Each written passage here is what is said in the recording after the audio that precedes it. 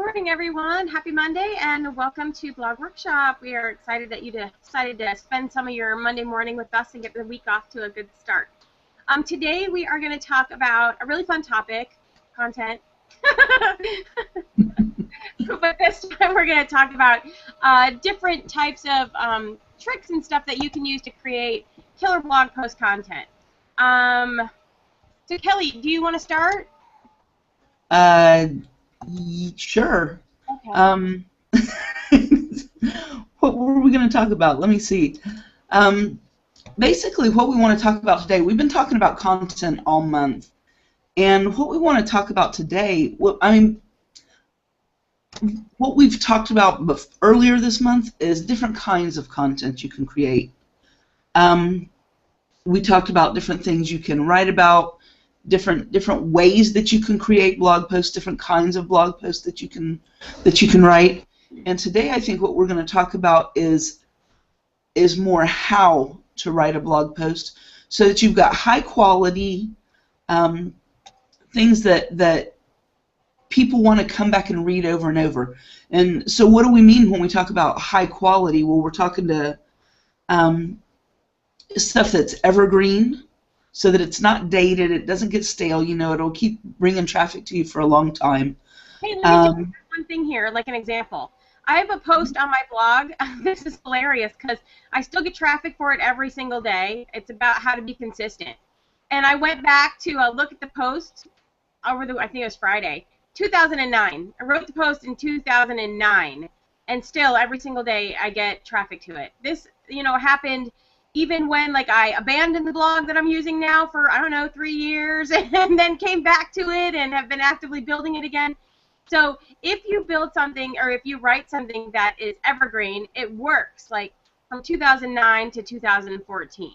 And it does, you have to think about problems that people have, that they have, whether it's today or 5 years from now. And being consistent is one of those. So, and where I usually come up with these ideas? It's usually a problem I'm having in my life.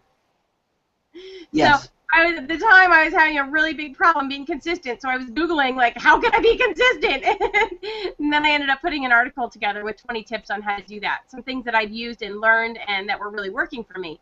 And so because it was a problem that I had, lots of people have it, it was things that worked for me, then you can put together really quality content, really quality blog post that's going to last the test of time. Exactly. And I think you hit another nail on the head right there.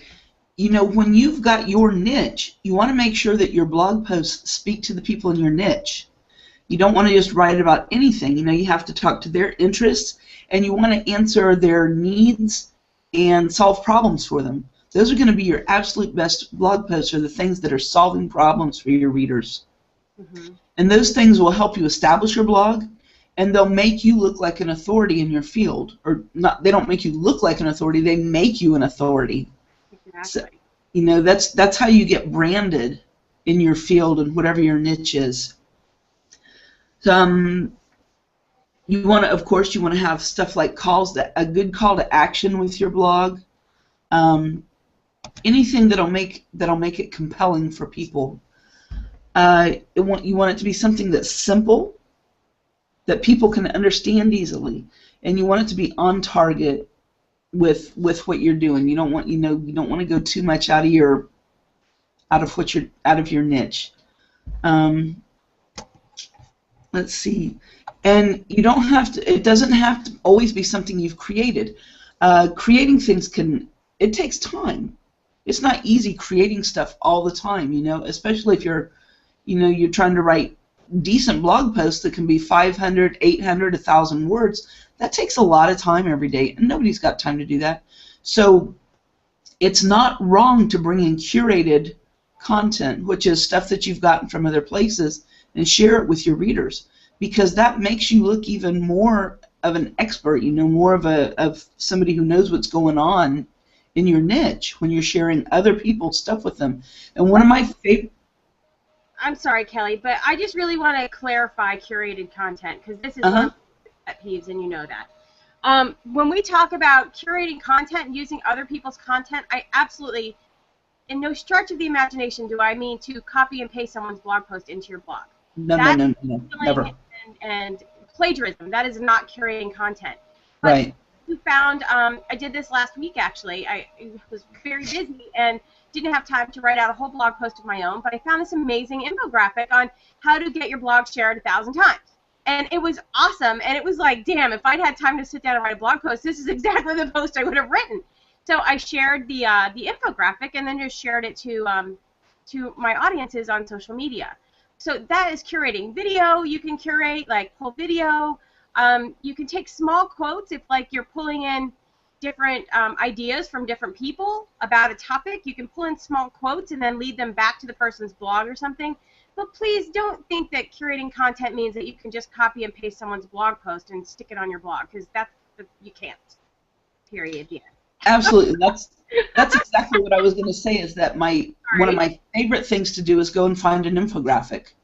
You know, when I don't have time to write, or when I just don't feel like it, I find a video or an infographic from someone else.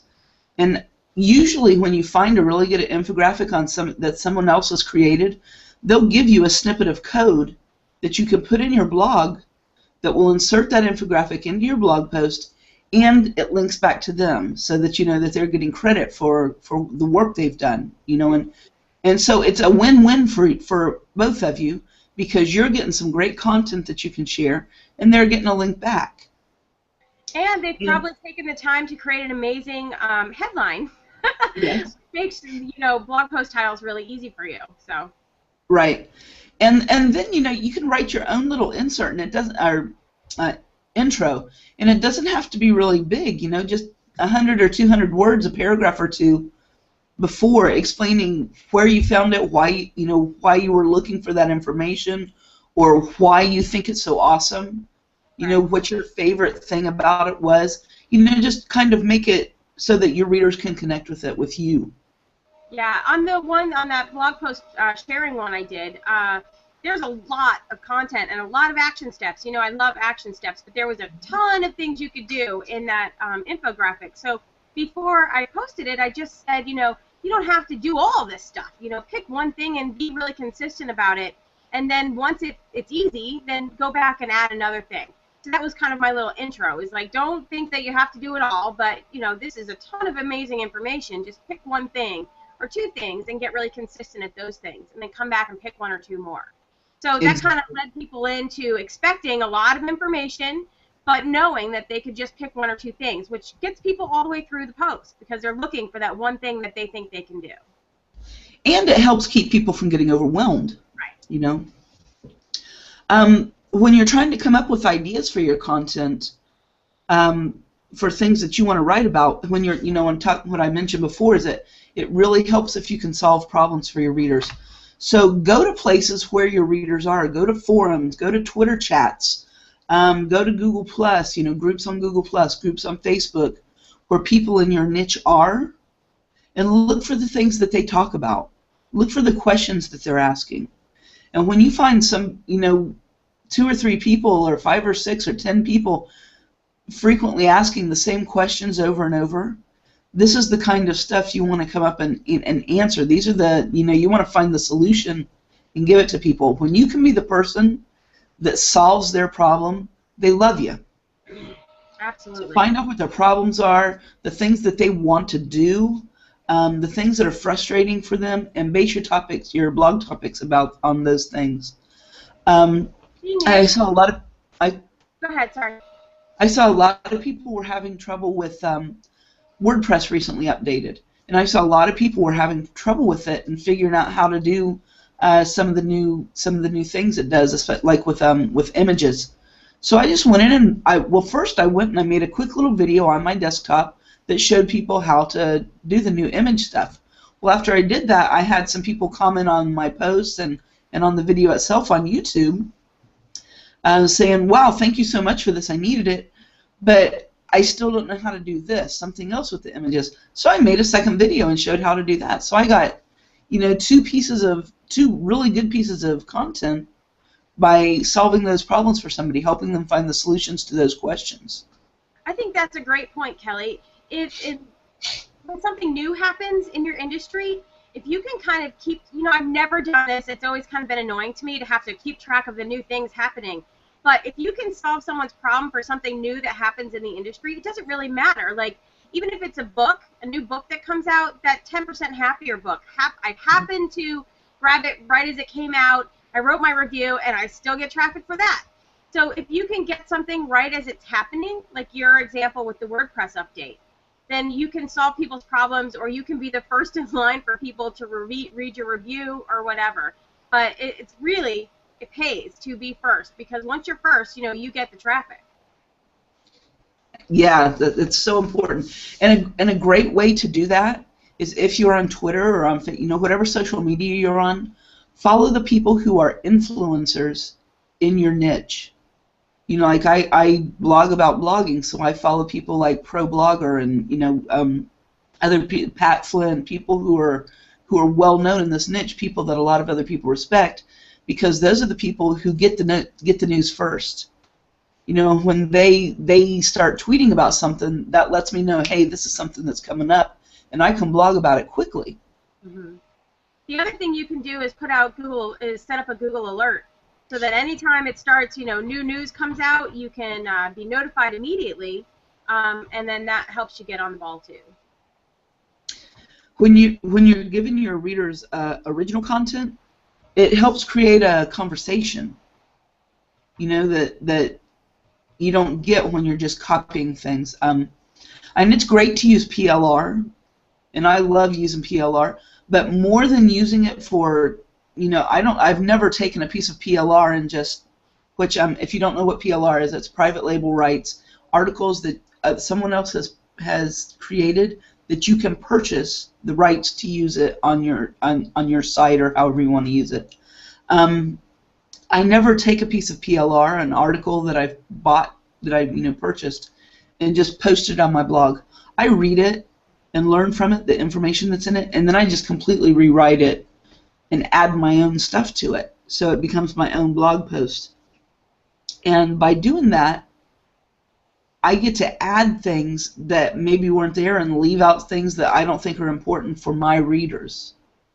So it makes the content more appropriate for the people that are reading my blog, and helps create a link for me with them, helps me connect with my readers better. Yeah, you know, what's one other great thing about PLR, especially nowadays, they're putting on amazing PLR, but is that a lot of times they'll have charts and things in there, and that's something that I'm never going to take the time to do that, like do all the research and stuff to make a chart. But if somebody else has already done it and it's appropriate to a blog post, I can write like a whole blog post and then stick a relevant chart in there. Because like making a chart, I don't even know how to do that. So exactly, and that's actually what I just did. I bought some PLR that was nothing but a bunch of charts comparing different products that bloggers use, and I have 5 or 6 charts, and I can look at those charts, look at the stuff that's being used, and, you know, comment on it, share these charts with people so it helps them decide the tools they want to use, and then I can comment on it about the tools that I'm actually using that are on that list and give my opinions of them. So you know, it takes information that's common for everybody and makes it specific for me, and that helps people start trusting me and connecting with me. I think when you're writing a blog post, you want to be sure that the content is useful. It has, like I mentioned, you want to solve a problem or achieve something for them. It needs to be approachable. What does that mean? You know, what does it mean when you say it's got to be approachable? Well, it's got to be easy for them to read. You know, you want them to. You've got to have a great title that pulls people in, that gets people to click in the first place, and your first paragraph has to be something that makes them curious and makes them want to read the rest of it. yeah, in addition to, like, for being approachable, I think it's the tone. I think when you're being yourself, then your tone comes across as conversational and it pulls people in. Is where, you know, it can be really easy when you're first starting out blogging to start writing like you were in English class. And that never goes over very well because it's not approachable. It's not like you having a conversation with your reader. So just be yourself and write the way you talk. That's my #1 tip for new bloggers, is just write the way you talk. You know, the other day, I was sending a text to somebody, and I've really figured out how to use the little voice thingy on my phone to send text, so I don't have to type them because I'm terrible at that. And I'm just thinking, my gosh, this would be perfect for a blog post because I could just hit the button and just say. But they have tools like that. It's called Dragon Speaking Naturally, you know. But if you're having trouble finding your voice and speaking, you know, writing the way you talk, try one of those tools. You know, just maybe write it into talk it into a text and then copy and paste it somewhere else so that you can use that. And go in and clean it up because it's not going to be perfect. Oh, yeah. It's going to have grammar problems and stuff, but that's a really good tip, Jackie. It's so important that you come across as conversational. You know, you don't want to be like lecturing people because nobody wants to read that. And I had a problem with that when I first started writing because I was very professorial, you know. And I had to fight that. I had to learn how to write differently. I would imagine, you know, writing an email to my mom or my sister in order to make it more. If I was telling my mom how to do this, how would I say it? I certainly wouldn't say it the way I had been. So do it more like you're writing a letter to your best friend, and you'll come out just fine. Yeah, that's a great tip. And I used to do that, and you actually happened to me on my person when I was blogging. I would just write down an email, and it would be my blog post, you know. So you know, think like your best customer, even if you don't have a customer yet, think of who and what your best customer would be like. And then just write to them, just like you're having a conversation with them. Make sure when you write your post that it's easy to scan. People do not like coming up on a huge block of text. It's very, what's the word I'm looking for? It's overwhelming. It's when you come up and there's just a huge block of text there, it's overwhelming. It makes your eyes tired, and nobody likes to read that. So it's important that you break your text up into small paragraphs. Usually 2-3 sentences per paragraph is all that you need to do. You know, if you can break it up in paragraphs of 2 to 3 sentences, that's perfect. Give headings, put in images, you know, things that break it up and make it easier to scan. People love to scan, and usually they're finding that the way people read content online is different from the way we read content in books or in magazines. What we do when we read online is we scan down and look at the headings. And when you see a heading that's interesting, then you read that section. And if that section is interesting, you may go back and read the whole thing. But it's really important that you've got different headings and bolded sections that people can look and say, okay, what's this about? What's this about? What's this about? And that's what's going to get them to read your content. Got anything on that? Nope, you covered it. Okay. Like we were saying, keep it simple. Make your writing very simple. You don't want to write for your college professor. Write for the people that are going to read your blog. I think we already talked about being conversational. If you're giving them good original content, that's when they're going to start trusting you. You know, people are going to start trusting you and feel like you know what you're talking about. I was going to say earlier that really, if you solve one problem for a person, they immediately will start thinking of you as a resource, and they'll start coming back when they have another problem. They'll think of you and they'll come back. So you know, you don't have to think about solving every problem for everyone, but be really clear about solving a problem for your perfect person, and then you'll get them, and they'll get to know you, and they'll feel great about you because you helped them solve that problem, and they'll keep coming back. And you know, to make it, I mean, we're wanting to solve a problem here or clear up a frustration or whatever, you know, that you're doing for your readers, but make sure that you add yourself into it. Add your opinion to this stuff. Don't just give a step-by-step, this is how to solve this problem. Add your opinions and add, you know, what has worked for you, other things that you've tried. Say, you know, I tried doing this and it didn't work, so then I tried this and it was great. You know, if you learned how to solve this problem by reading it somewhere else, tell them, hey, you can go here and get even more information. I did an infographic myself not too long ago on a post I had read about the perfect length for anything on the internet. It was, you know, how long blog titles should be, how long a video should last, how long a webinar should be, all these different things. And I made a little infographic putting some of what for me were the most common things out of that list. And then I put my infographic in my blog post, and then I told people, hey, you know, there's a lot more great information at the blog post where I got this from. You should go check it out.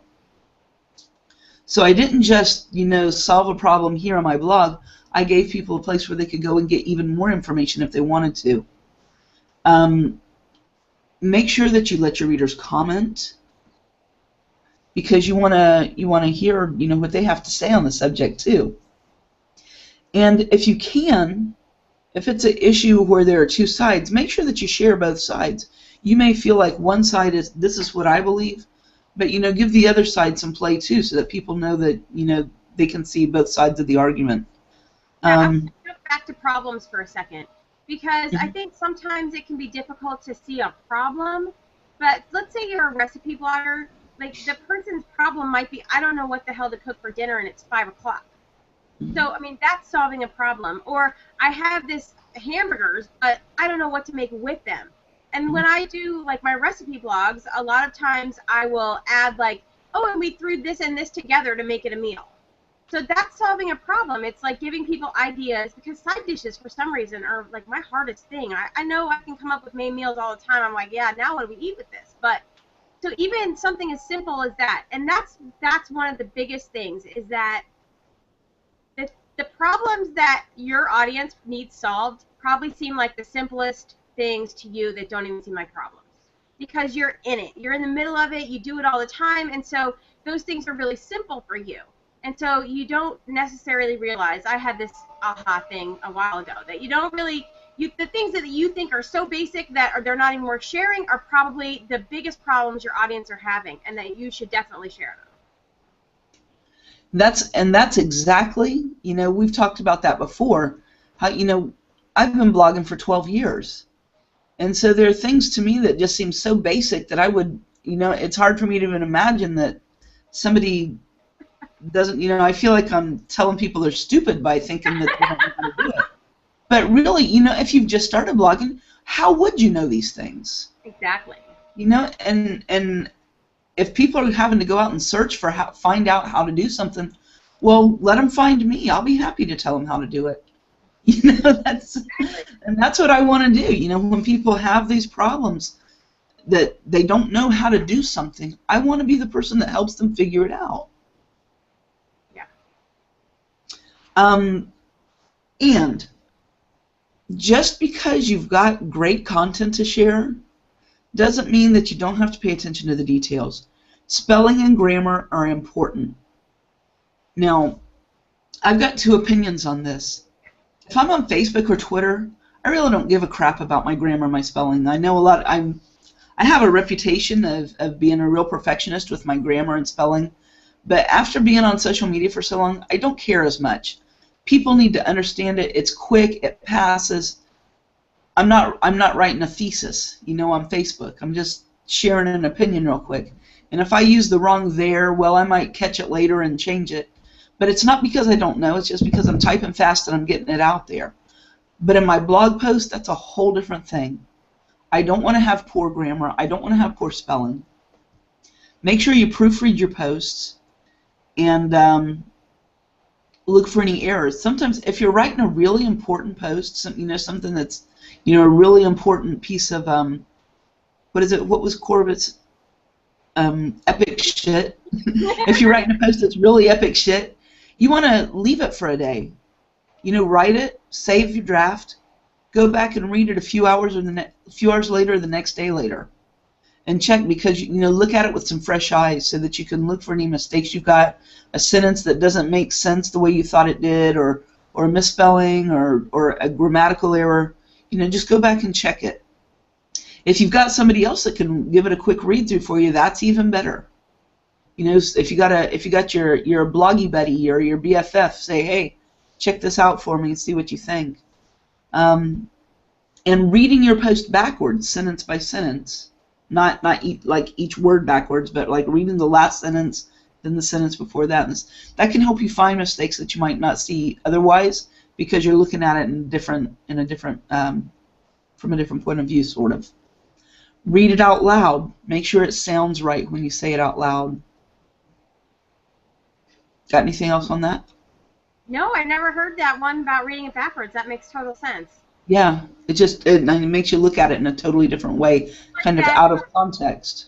Yeah, it's like that thing on Facebook where it's the shape of a foot and all the words are numbers, but your brain starts to read it after a while, or supposedly it does. It says only special people can, so I must be special. Yeah. But your blog post is the same way. Your brain just starts expecting what it's going to expect, so that's how you end up missing spelling errors. But if you do it backwards, that takes your brain out of like automated mode. Yeah. Wow, that's neat. I like that one. Something else to keep in mind when you're writing your blog post, and this isn't for any specific post, but this is kind of overall for your blog. You want to have kind of a style guide. You know that like magazines will have a style guide. They use certain fonts, they use certain types of typesetting. You know, they lay out their articles a certain way. So when you see an article from Cosmo, you know it's a Cosmo article just from the way they've got the crazy headlines and everything's about how to have sex. But you know certain magazine posts. You know Vogue when you see it. You recognize their magazine cover. Oh, here. You don't have to duck. Nobody can see you over there. My husband's trying to trade out sandals with me.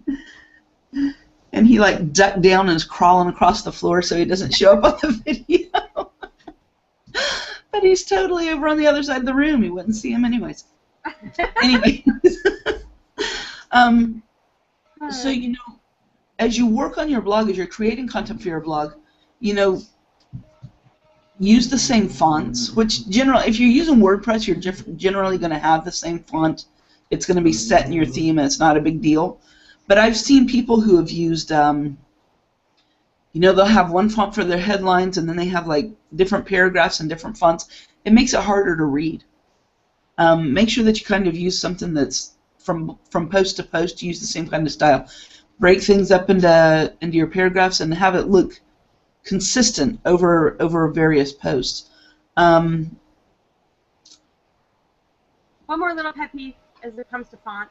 Like, don't use penmanship fonts for your like content.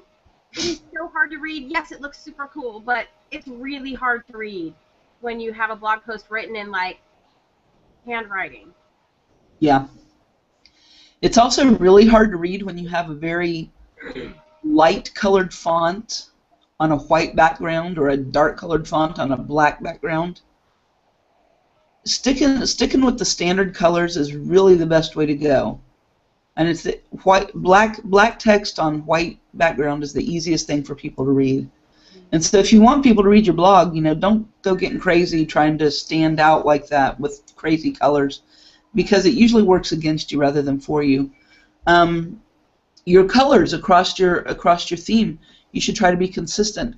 I know when I do my images, you know, I've got my header and it's got certain colors in it that I picked out, and I try to use those colors in my images, you know, to try to create some kind of consistency across my blog. The way when you're citing other blog posts, or when you're giving credit for images that you should use the same form of doing that. You know, say image courtesy of so and so. You should write it the same way every time you do it, so that it's just consistent. It brings consistency. Keep track of the keywords that you use. Use keywords that are appropriate to your niche, and try to use them across a variety of posts so that it ties your posts together. Anything? No, Okay, and I think finally, and this is something I've only recently started to do, you may want to think about having an editorial calendar. I have avoided doing this because I'm like, I don't want a calendar. I don't like somebody saying, even if it's me, I don't like somebody telling me what to do, even when it's me telling me what to do. I don't want to make a calendar and say, this is the day you're going to write this day you're going to write this day you're going to do this. So Jackie came up with a brilliant idea Go ahead, Jackie. Tell us your brilliant idea. What you're talking about? Oh, your weekly. Instead of having like blog posts, you have like over the week. Mondays you write this. Yeah. I just decided on like kind of a bigger topic for each day of the week so that I could be free to come up with specifics on when it comes time to write a blog post. So like Mondays, well, it's blog workshop. But Tuesdays I do content marketing. Wednesdays I do affiliate tips, and Thursdays I do social media marketing, and Fridays I do something from our daily life. And so that really keeps me focused and knowing kind of what I'm going to write, but it allows me the freedom to write in the moment. What happens to every time I've created an editorial calendar is I come up with these amazing post ideas, and then something exciting is going on in the moment on that day, and I'm like, well, crap, I'm about to write about this, not that. Right. So by having just general topics for each day, it allows me to really bring in the current stuff that's going on in my life instead of planning something a month ahead of time, and then it's completely out of my brain by the time I get there. Right. And so Jackie came up with that brilliant idea, and what I did was I took that idea and I made my list for my days. These are the topics I'll write on these days. Like today, obviously, is the blog workshop. I've got on Tuesdays I do social media or marketing. On Wednesdays I write about, mom tips, basically work at home mom tips, and mindset. Each day's got its own topic. And then on the weekend, usually on Sunday, I sit down with my day planner and I go on each topic and I write down on my day planner for each day something in that topic to work on that week. So that I don't wake up Wednesday morning going, oh crap, I got to write about something for work at home moms. What am I going to do? What am I going to do? I've at least got something. And if something better comes up, I'm not bound to what I've written in my calendar. I just move it forward to the next week and go ahead and write what I want to write that day. But this way I've always got something that I don't ever wake up in the morning and feel like, God, I got to write a blog post. What am I going to write about? Because it doesn't matter how much you blog, how long you've been blogging, there's going to be days when you wake up like that. And even if you don't make a calendar, have a good list. When you come up with an idea, put it on a list. I've got a Word document that I save, and just when something comes to mind, I just run there real quick and I type it out real quick and save it. And so anytime my brain is like, I can't think of anything to write, I just go and look at that document and cross something off and add it to the list. Yeah. You could even set the document up according to your daily topics so that you could easily run right to the right topic and find Yep. It. Absolutely. I think that's... Have you got anything else to add? I think that's pretty much all I've got. No, I think that, as much as I was resistant to an editorial calendar, this really works for me, and I think that it's made my blog much more cohesive because, it all works together. Mm-hmm. And it's really easy when you don't... God, the dog's rubbing her cold nose on my leg. When you don't have, kind of a cohesive plan, it's really easy to get scattered and all over the place. And when you get scattered and all over the place, it's really hard to talk to your perfect person. Mm-hmm. So because you're getting away from what they need. So by creating a little bit of boundaries for myself, it's really, really helped me stay on track and to move forward in my planned direction instead of just, willy-nilly moving forward in whatever direction I happen to feel like going in that day. Right. So it really has been a huge, huge thing for me to really kind of set some boundaries for myself. And and having that list, having that daily kind of topic idea, all I have to do is look at it and think, okay, I'm about taking action. That's what I'm writing about. What can I write about today that will help people take action with this? Exactly. And it doesn't necessarily have to be about blogging like we talked about before, because I want to help stay-at-home moms learn to create a profitable blog. I can write about how to get your housework done, so that you have time to work on your blog. Right. Or, here's a quick, easy dinner recipe so that you've got time after dinner. You don't spend all afternoon cooking, and you've got time to go work on your blog. There's a lot of different things that'll fit in with that topic. Absolutely. And I think that's, it's my, go-to thing is that you just have to kind of be clear. Not kind of clear. You Yeah. have to be clear about your purpose and what you're trying to accomplish with your blog. You're super clear that you're helping moms take action to create a profitable blog. Yep. So you just have to be really clear, because then everything is so much easier. When you don't have clarity, it's impossible. It's so hard. You spend so much time trying to figure out what you're going to do today and how you're going to do it and what's going to happen. But when you're really clear, just like Kelly said, how can somebody help take action on this thing? I mean, that's being clear about your purpose and being clear about your topic for the day. And it takes out, like, thinking time. And I can't even tell you how much time thinking sucks up out of your day when you're not clear. I mean, I like to think about stuff all the time, but when you can eliminate the thinking time to figure out what you got to do, you have so much more time to actually do it. And that is when, you really start taking off. And what happens when you're thinking? When you're thinking, what do you start doing? You start going to Facebook and let me see what I can see that'll give me some ideas, and let me go read this blog post, and before you know it, 3-4 hours have passed, and you are no closer to having an idea what you're going to do, but you've played 15 games of Candy Crush, and and it eats up your day. The internet can really do that to you, so it really is helpful to have these ideas to fall back on and be ready to use. Absolutely. Oh my word, we are way over our time, man. I know, but it was fun. It was fun. I hope you guys have There's so much to talk about. Got something out of this that you can implement today. I hope that with all of our blog workshops, you come in with the mentality that you're going to hear one tip, get one thing that you can implement as soon as we're done with the Hangout, and you can put it into practice in your business. And today has been a plethora of tips, and I hope that you got one that you're going to use today. Kelly. Here's what I want everybody to do after they watch this. I want you to go and make a list out the days of the week that you blog on. If you blog 7 days a week, write down all 7 days. If you just blog weekdays, write down the 5 days. And then for each day, I want you to come up with an overarching topic, like a main topic for each one of those days, so that you know what you're going to write about every day. When I was working really heavily on my food blog, I did the same thing. Like Monday was chicken day, Tuesday was Mexican, Wednesday was crock pot. It works for whatever you're blogging about. So don't think if you're blogging about blogging, that's all you can do. It works for everything. So I can't wait. Somewhere this video will be on YouTube. It will be on both of our blogs. It's on my Google Plus page.